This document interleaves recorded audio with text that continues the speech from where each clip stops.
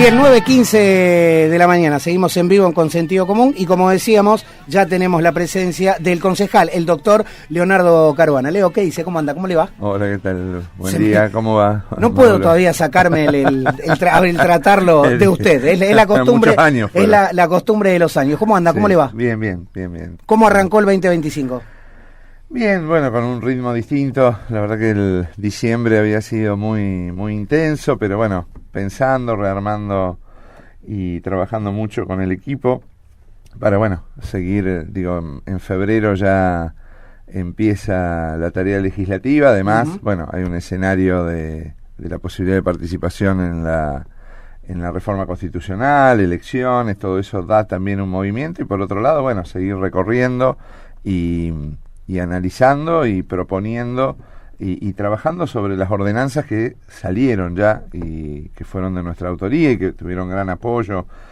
Bueno, trabajando cómo continuar, porque una ordenanza, una vez que se sanciona, bueno, llega al Ejecutivo, pero hay que seguir, no es un documento que queda que tiene que quedar abajo, o adentro de un cajón de un funcionario, sino discutir un poco el seguimiento de cada una de las cosas que trabajamos el año pasado también.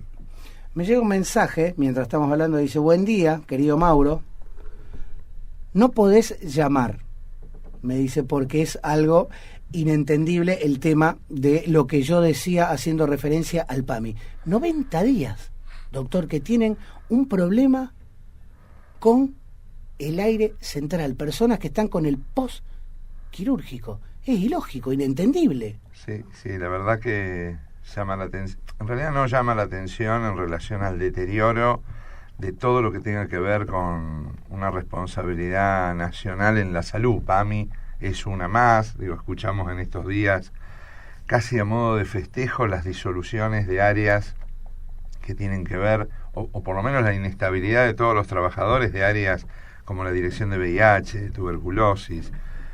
Afrontamos una campaña de vacunación para el dengue que, si no fuese por gestos provinciales de compra de vacunas, es un fenómeno que claramente no le interesa al gobierno nacional, porque cada vez que habla de salud pública habla en dos dimensiones: una, aumento de las prepagas y liberación, y que cada uno decida cómo hacer para atenderse, y por otro lado, achicamiento y ajuste en el sector sanitario. Yo creo que todo lo que tenga que ver con producción pública de medicamentos, bueno, y con estas cosas, en estas cosas se ven los deterioros, porque el afiliado a PAMI que esté en esa situación, en un postoperatorio, en una situación de sufrimiento, lo que provoca es, que la gente se forme anti-PAMI, ¿no? Y después los discursos de vaciamiento son mucho más permeables, porque ha pasado en otros momentos.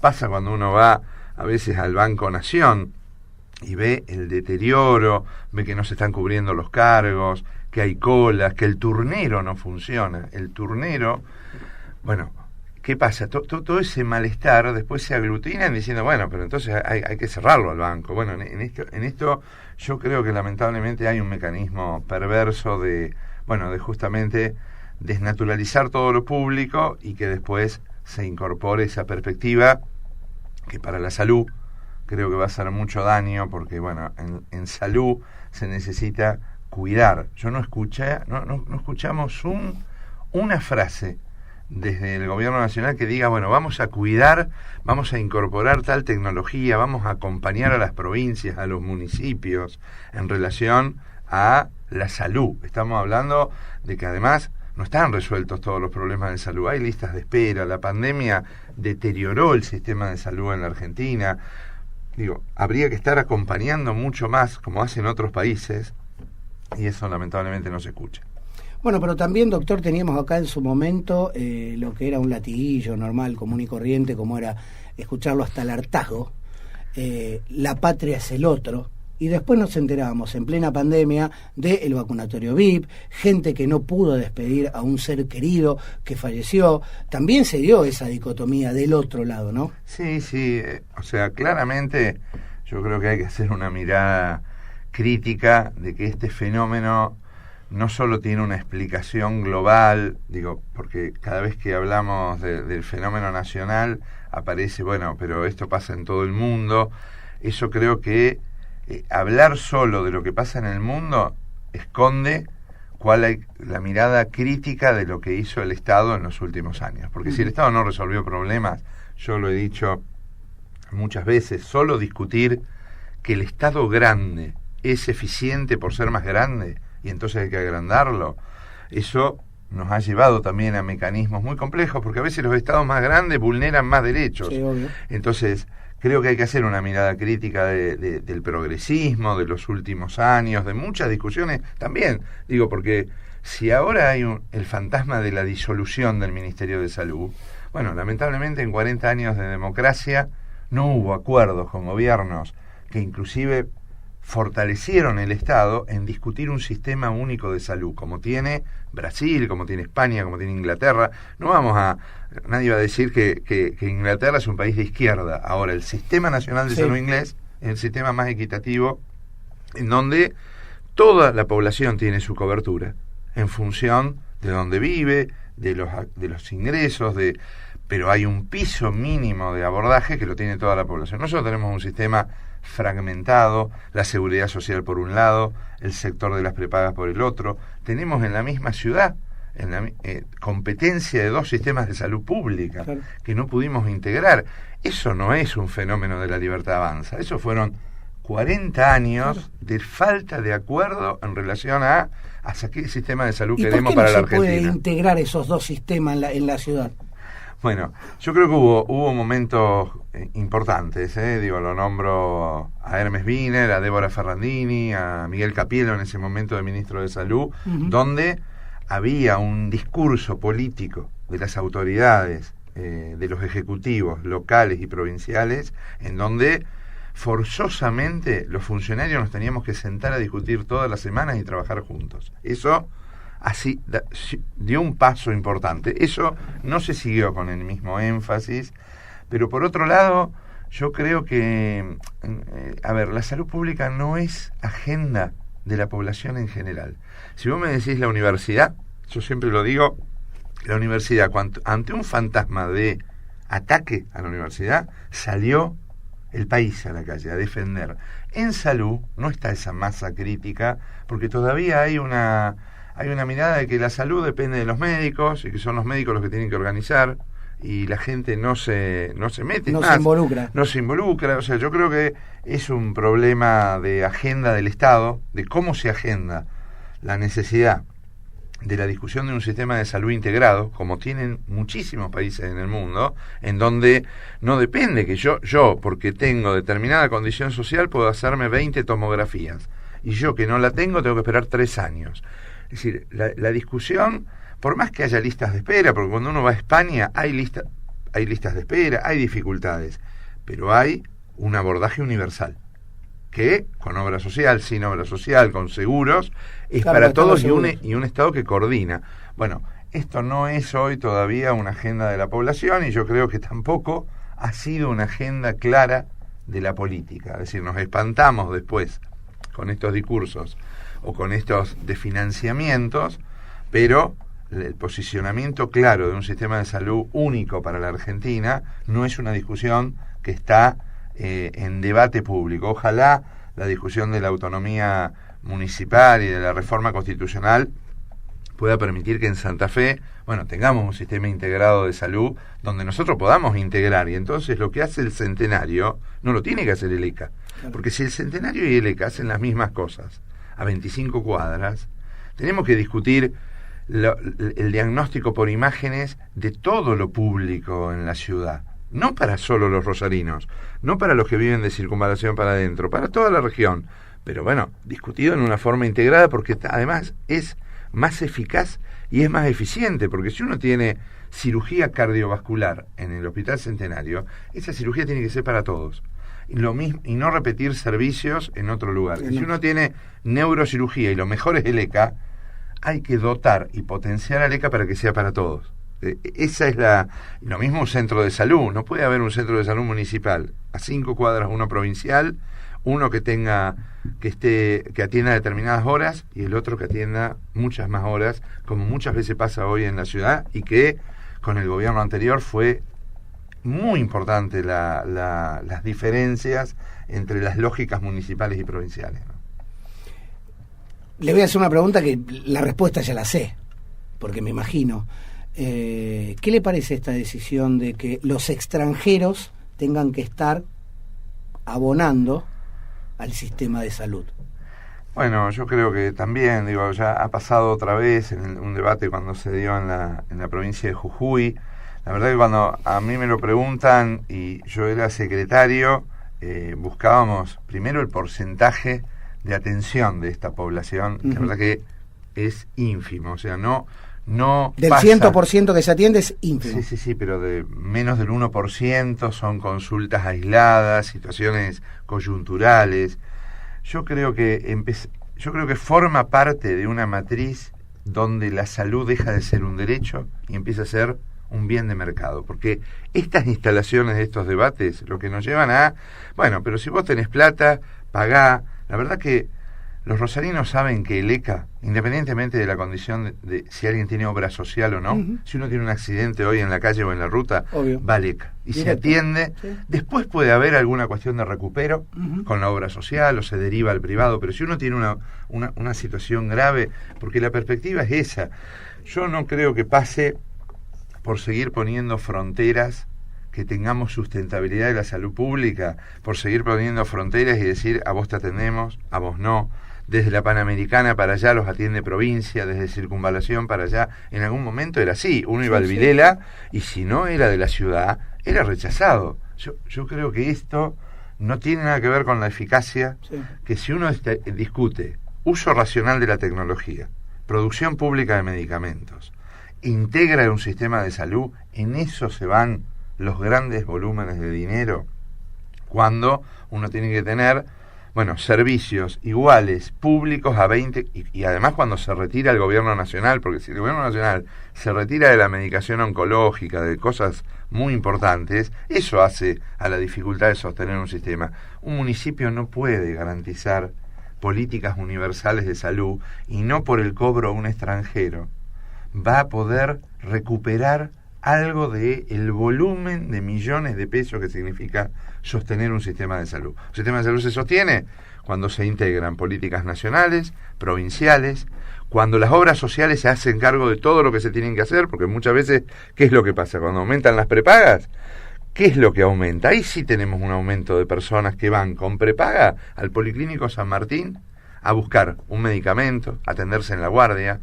Ahí se ven los problemas de cuando las familias quieren hacer una economía del hogar, reacomodarse. Entonces, si PAMI no me cubre los 5 medicamentos, me cubre 4, el quinto lo voy a buscar al sector público.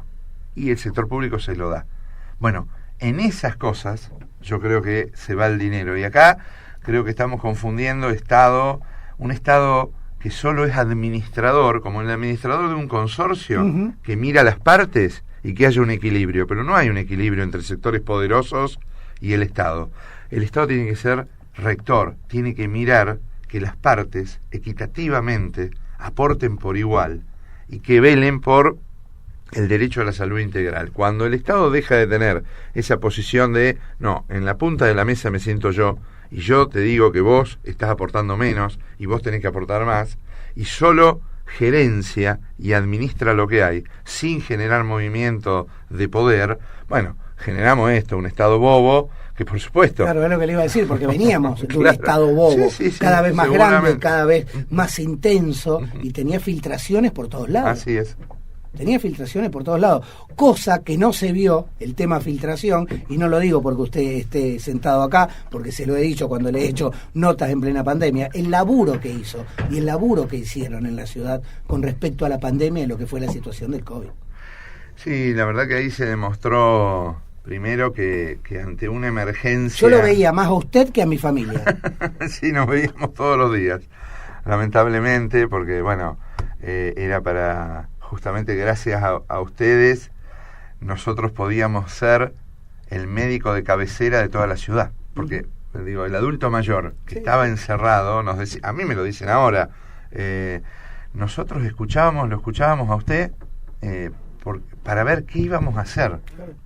Ahora, yo creo que la ciudad tuvo un desafío muy importante de una catástrofe mundial y con indicadores sociales muy, muy complejos, porque condiciones sociales en los barrios similares a las de muchos países de Latinoamérica, donde hubo fallecidos en los domicilios.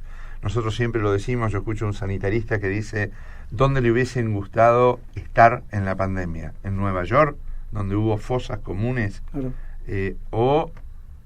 Aquí en la ciudad, donde todas las personas se pudieron atender y ninguna se quedó sin una cama. Yo creo que un gran trabajo, pero ese trabajo tiene que ver con la historia de la construcción de lo público, no es personal, hay un equipo muy grande y los hospitales, el ECA casi triplica sus posibilidades de camas, o sea, y por otro lado la articulación con el privado no fue una articulación que nos encontramos con el sector privado porque ya nos habíamos encontrado en calle Salta. Claro, no es que se la había llevado por delante. Claro. Entonces nos sentamos a discutir en ese momento con Roberto Villavicencio, con la gente, con las distintas instituciones, y acordábamos criterios y trabajábamos juntos. Y la verdad que cuando había una cama disponible, esa cama era para todos.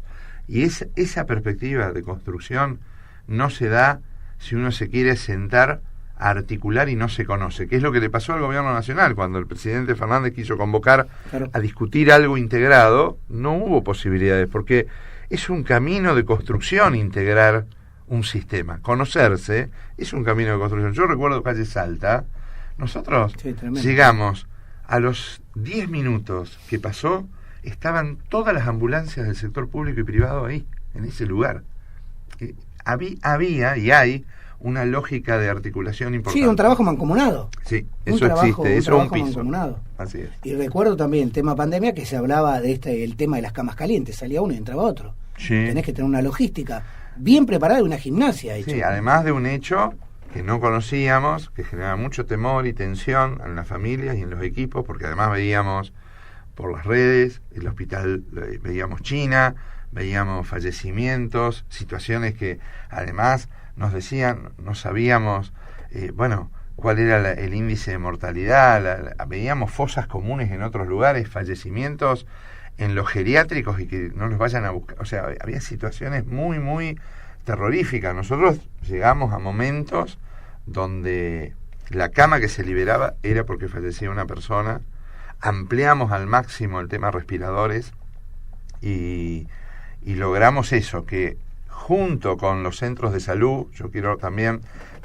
no fue una cuestión solo del ECA ni de los hospitales, si los centros de salud no se hubiesen mantenido abiertos, que garantizaban que porque el 80% de la gente que tuvo COVID no pasó por el ECA ni por la terapia. El 15% iba a los hospitales y el 5% se internaba. Quiere decir que el 80% vivió en el barrio. Claro. Si las organizaciones sociales, las que llevaban alimento, todo lo que se hizo desde las políticas sociales locales, provinciales, y los trabajadores de la salud y de todas las organizaciones de los barrios no hubiesen estado como estaban demandando que los centros estén abiertos, que se pudiese trabajar, no hubiésemos logrado, porque ese 80%, si vos lo cuidabas, evitabas que se complicara. Y eso es lo que pasó en la ciudad. A ver, es un pensamiento mío. Recuerdo verlo espalda con espalda con el doctor, con Hapkin, y por cómo arrancó hablando usted al principio, hizo referencia al doctor Hermes Wiener también, hoy está más alejado de lo que es el socialismo y de Hapkin, ¿o no? Sí, hoy estoy alejado, es público mi posición, alejado en términos de construcciones políticas. Sí, obvio. Yo tengo una relación con muchos referentes del socialismo, histórica. Empecé con él, lo nombro a Hermes porque era trabajador de la salud y yo empecé con él en el centro de salud Emaús, y además compartí la pandemia, la principal catástrofe o la más importante mundial, la compartí todos los días con el intendente. Fui 4 años también funcionario de él. Sí entendía que una alianza diferente, una construcción ya no de lo que era el Frente Progresista, que para mí era una alianza que ponía límites a algunas fuerzas políticas que hoy incorpora y que hoy Pablo decidió estar, que para mí fue un límite y que tenía que ver con, bueno, con hacer un recorrido propio, con respeto, con reconocimiento, inclusive de él, que lo ha hecho públicamente, pero con diferencias en relación a lo que yo creo que es una mirada conceptual y diferente en relación a lo público. Yo creo que esa matriz de construcción en donde hoy está Unidos, bueno, seguramente permite cosas, posibilitó cosas, pero impide otras que yo en la balanza, bueno, quiero construir con una mirada que tenga que ver con un Estado que cuide, con un Estado que acompañe, con la salud pública como derecho.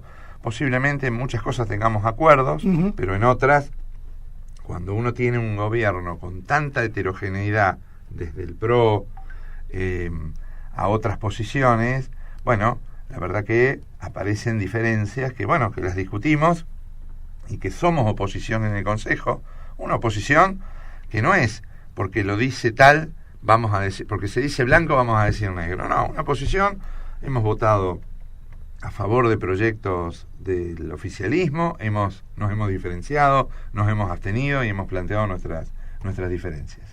Pero siempre con respeto. Siempre con respeto, obvio, sí, ni hablar. Y hablábamos de la autonomía, que por ahí, si se termina modificando la carta, Claudia Balaguer va a ser la representante, ¿no? Sí, bueno, Claudia Sierra se anunció dentro del Frente Amplio por la Soberanía de ser la representante provincial. Bueno, estamos discutiendo todo el resto, pero para nosotros es una oportunidad la reforma constitucional, digo, más allá de los debates de las reelecciones y de la cuestión de la durabilidad o de la duración de los partidos, de los gobiernos y de los mandatos, que creo que también es una cuestión a revisar. Es una oportunidad para discutir, para nosotros, la autonomía municipal, para discutir también lo que vemos en el Consejo, nosotros lo venimos diciendo, la participación, los mecanismos que hoy tiene el vecino y la vecina de la ciudad para decidir o incidir en algún proceso estructural que pueda tener la ciudad, está muy como si se participara, pero la verdad que han quedado relegados los espacios participativos a espacios más burocráticos, administrativos, como es el presupuesto participativo, o las audiencias públicas que nosotros hacemos en el Consejo, que si bien son importantes, seguramente vos habrás ido, audiencia pública sobre el Ludueña, audiencia pública sobre determinados temas, no dejan de ser espacios de catarsis de mucha gente que va a manifestar hace muchos años lo que cree que habría que hacer, pero que después los ejecutivos toman otra decisión. Quizá la autonomía pueda servir también para discutir, bueno, procesos de vinculación de democracia más directa donde el vecino pueda tener voz. Digo, hoy un vecino tiene... Darle la voz al ciudadano. Y voto. Bueno, y voto, por ejemplo, digo, hoy un vecino vota si alguien quiere poner un local con música. Sí. Ese vota en un registro de oposición. Ahora, si cambiamos la fisonomía del barrio Refinería y un barrio que tenía casitas, que la gente, pasillitos y sol en el patio, sí, lo cambiamos por una ordenanza nuestra que se trabajó en 10 días a una posibilidad de que tenga edificios de 10 pisos. Cambiamos la fisonomía de un barrio y no lo consultamos con los vecinos, no lo discutimos. A nosotros nos parece que puede ser un ejercicio de discusión, de participación, para encontrar un equilibrio, porque no todo es desarrollo inmobiliario, también es la posibilidad de escuchar.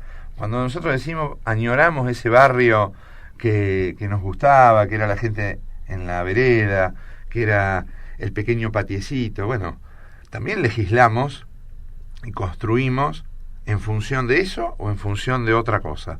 Bueno, creo que esos proyectos estructurales son necesarios discutirlos con participación, y eso la autonomía, si uno lo discute, lo pueda dar. Creo que no hay discusión en relación a todas las fuerzas políticas en que es necesario discutir la autonomía municipal, por supuesto con los equilibrios necesarios, pero bueno, incorporar la voz y el voto, democracia más directa en los vecinos discutiendo, bueno, la participación de ellos en los grandes proyectos. ¿Y le parece que va a salir la reforma y así también la autonomía para la ciudad? ¿Y le va a hacer bien a Rosario ser autónoma? Yo creo que sí, que va a servir, que va a ser bueno, que es un avance, que es para discutir el perfil de las instituciones. Me parece que es una oportunidad para discutir cómo está organizado el Estado, si el Estado tiene que ser organizado, el Estado municipal tiene que ser organizado de la misma forma que hace 80 años. Nosotros decimos, hay que modificar la escuela, hay que modificar esto. El Consejo funciona con la misma lógica de hace 60 años. ¿No es un momento también para discutir el sentido, el porqué? Por supuesto, en un piso y en una dirección política que garantice los derechos. Esto, pero para mí sí es una oportunidad. Son 9:40, ¿se queda un ratito más? Sí, cómo no. Le agradecemos al doctor Leonardo Carbona que se haya quedado un ratito más porque quedaron un par de cositas para preguntarle. Lo consulto puntualmente cómo está viendo la campaña del dengue, cómo se está llevando a cabo todos los trabajos en la provincia, en la ciudad. Bueno, varias cosas con respecto a dengue. Yo creo que tanto en la provincia, en la ciudad, los equipos vienen teniendo un ejercicio de trabajo en el tema del descacharrado, en la cuestión de la organización de los sistemas de salud, de la prevención comunicacional. Hay una visibilidad mayor a partir de los medios de campañas en relación a la prevención que funciona, y que ese trabajo creo que hay que seguirlo haciendo y se viene haciendo. El gesto provincial, lo decía al inicio, de comprar. Ustedes saben, la provincia de Santa Fe compró casi la misma cantidad de dosis que Nación para todo el país. Entonces, claramente el desfasaje es tremendo entre un lado y el otro. Totalmente, porque debería haber comprado Nación y distribuir a las provincias. Sí, una mirada crítica que la he tenido, la hemos compartido inclusive con la ministra, que es, bueno, de inicio, la verdad que por esta definición de acordar con los criterios nacionales, la provincia empieza a vacunar a los jóvenes de inicio. Yo creo que allí perdimos un poco de tiempo porque se quedaron los vacunatorios llenos de vacunas y por otro lado la gente que no tenía posibilidades de comprarla en la farmacia y que tenía factores de riesgo, que había tenido dengue, no se podía vacunar. Eso fue modificado con el transcurso de las semanas, cambiaron los criterios y la provincia está vacunando todos los criterios que nosotros creíamos que eran necesarios. Más, hemos hecho decretos de comunicación para que el intendente le pida a la provincia, y lo sé porque se lo ha pedido, porque lo he hablado con el propio intendente, la posibilidad de ampliar los criterios de vacunación, y esto se hizo.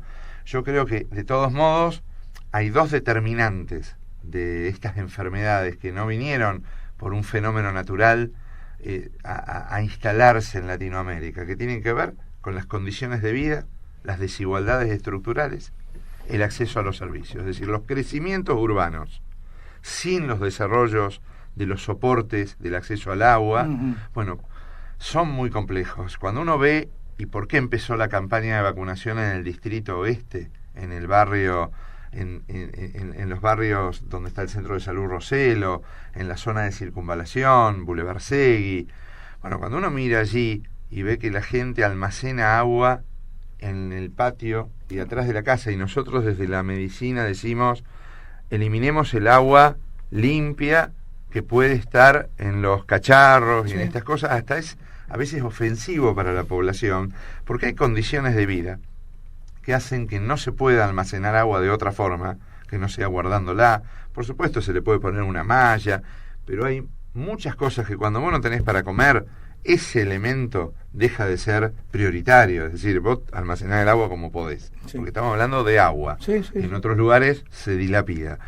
Y entonces, condiciones de vida, acceso a servicios, cambio climático, son elementos que no van a hacer que mejore, o que lamentablemente, por más que la provincia o el municipio, o que tengamos 1000 servicios de salud o camas, hay cosas estructurales que si no las empezamos a pensar, a trabajar distinto, estas enfermedades van a llevar cada vez más fallecimientos, como lo es en Paraguay, como lo ha sido en Brasil. Por eso, ¿cuál es el elemento distintivo de esta enfermedad con respecto a 5 años atrás? Que hoy hay una vacuna que puede cambiar el rumbo de la enfermedad. Y ahí sí yo noto que lamentablemente no se ha condicionado a Nación. Yo creo que en una reunión de ministros con el ministro de Salud de la Nación, todos los ministros del país deberían exigirle que le pida a los laboratorios privados mayor producción de vacunas para tener como tenemos con la antigripal. ¿Por qué en el invierno no está la gripe A como la teníamos en el 2009? Porque sabemos que el Estado hasta ahora compraba para el sector público, las obras sociales compran para sus obras sociales, uno va a la farmacia y PAMI se vacuna en la farmacia, y vos te garantizás una población universal. No hay una discusión para toda la población que tiene los criterios de vacunación, uno se vacuna con la antigripal. Y la epidemia de gripe A cambió de ser una enfermedad que lamentablemente morían niños, morían embarazadas, como fue ese episodio en el 2009, pasó a ser una enfermedad que, si bien tiene fallecimientos, la vacuna cambió el rumbo. Bueno, la vacuna del dengue tiene 8 años de experimentación, está aprobada, es altamente eficaz. Lo que no se puede es generar este mecanismo que es similar a lo que vos me preguntabas con el tema del cobro a los extranjeros. Es decir, si yo tengo plata, voy y me vacuno en el sector privado. Ahora no, porque no hay vacuna, pero hasta hace un año atrás, si yo tenía los 70.000 pesos por dosis, me podía vacunar en una farmacia privada. Y si yo no lo tengo, me tengo que cuidar con el repelente, con la ropa clara y con eliminar el cacharro. Yo creo que hay que utilizar el repelente, la ropa clara, eliminar el cacharro donde se multiplica el mosquito, pero además tiene que haber en el centro de salud, si yo no tengo obra social, la vacuna para poder vacunarme. Esa lógica de que si tenés dinero accedes a la vacuna y si no, no, un discurso muy muy complejo, porque además el Estado Nacional pone en duda la vacuna. Él dice, no, la vacuna no está aprobada su eficacia, pero permite que se vacunen en los vacunatorios privados. Que los apliquen. Entonces es muy complejo desde el sentido común y por eso genera tanta desorientación. Esta campaña al inicio generaba que la gente no sabe si lo iban a llamar, si lo iban a vacunar, cuándo, cómo. Creo que hay que ordenar un poco más eso. En el resto de las intervenciones, bloqueos, seguimiento de los casos, desde el sistema de salud provincial y municipal se está trabajando. La última, doctor, ya le agradezco mucho.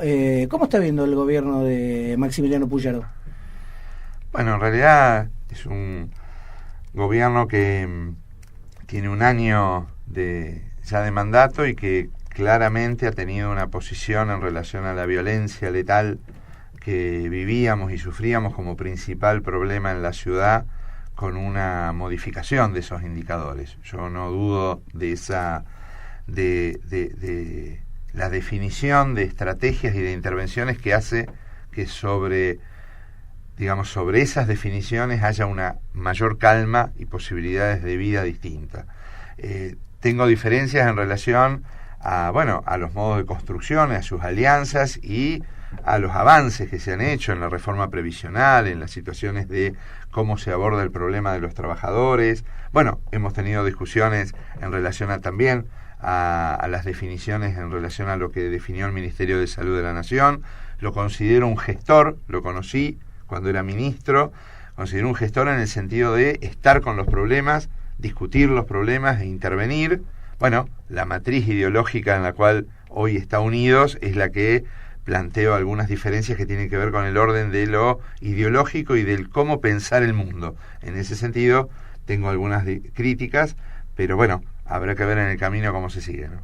Doctor, le agradezco muchísimo que haya tenido la deferencia de venirse, charlar, esperarme, y la extendimos un poco la nota, porque no daba para hacerla cortita, hay un montón de temas para charlar y obviamente es un gusto que nuevamente haya pasado por los micrófonos acá. Yo te agradezco mucho, la verdad que es muy lindo y además, siempre nos vimos en la calle, estar un tiempo más sereno, que no están, la calle a todo no están lo en la urgencia porque tienen muchas cosas, la verdad que nos permite charlar, te agradezco el tiempo porque para nosotros también visibilizar nuestro trabajo es muy importante.